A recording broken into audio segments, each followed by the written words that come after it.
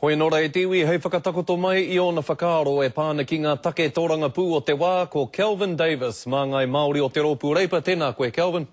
Kia ora, Scotty. O whakaaro e pāna ki te ture a te kāwanatanga o Wiwi e hoki mai nei ngā moko mōkai, ngā toi moko rānei ki te ukaipo?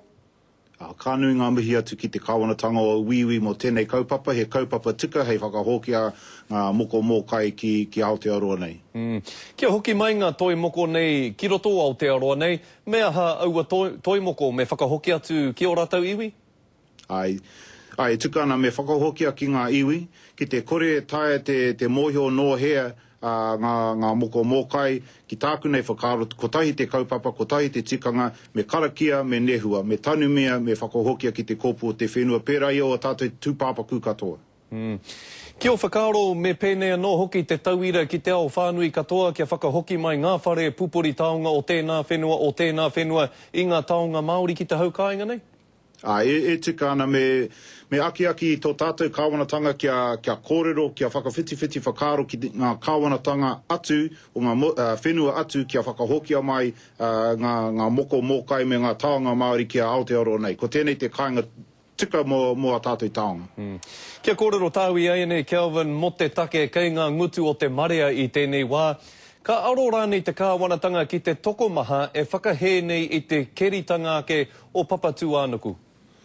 Ki tāku nei whakaaro e kore rātou e whakarongo, e turi ana o rātou I taringa ki ngā hiahia o te nuinga o te motu. Neke atu I te rime te kau pai heneti o ngā tangata e mea ti ana kia kaue e maina hia ngā rawa kei raro I te whenua o Schedule 4. Me whakaaro tātou ko Schedule 4 te raruraru aua whenua. Hore kau ngā whenua atu e pai ana kia mātou te rōpū reipa kia maina hia ngā wāhi whenua atu engari aua wāhi whenua a tāhua rawa, tapu rawa, nā nahinara me te rōpū reipa I whakaritea e hia tau I mua e tapu ana me waiho wera wāhi whenua. Nō reire, ki ana reipa ētahi whenua e pai ana kia keria, ētahi atu whenua me waiho. I whānau mai te rōpū reipa mai I ngā mainatanga kei te taipautini.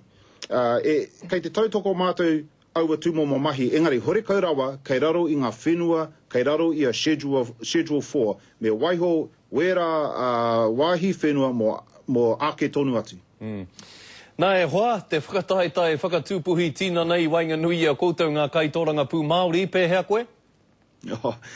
I te kōrero hau kia sani tau I roto whangaroa I te ata nei, nāni ki ko te kupu no ngā puhi mo te diet ko te whakatiki. Nā reire, mea pake ke tēnei te whakatiki ki te tamaiti Māori I taua hui te tūwheratanga o te wharekura o whangaroa, ko mutu te hui, ko tai mātou ki te marae, kei reira ngā tēpū, taumahara ana e ngā kai, ngā mā taitai katoa, me pehe te tamaiti Māori, me te titiro noi ho, e harai tika ana kia tuku au a kai kia maumauhia, nā reira, ko ki te kōpū e he mea tino pake ke tēnei mo te Māori hei hakatiki.